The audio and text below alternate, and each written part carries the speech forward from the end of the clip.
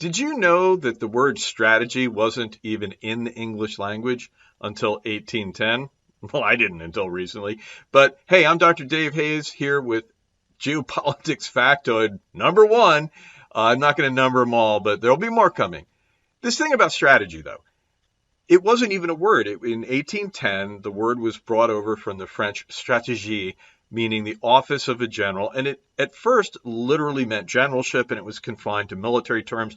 Not till about 1887 did it start to be employed elsewhere. And so prior to this, the word stratagem was used to talk about like a maneuver or a trick.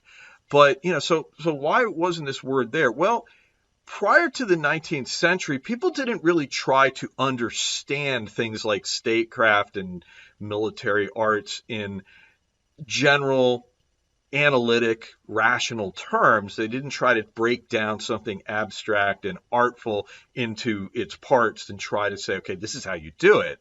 That is a 19th century thing. Prior to that, you had a general, and the general had wisdom that the general acquired over time. And so you looked for advice from a general. So Napoleon's maxims, or if we move away from a general, Niccolo Machiavelli's The Prince, is the kind of stuff you had. You had advice, received wisdom.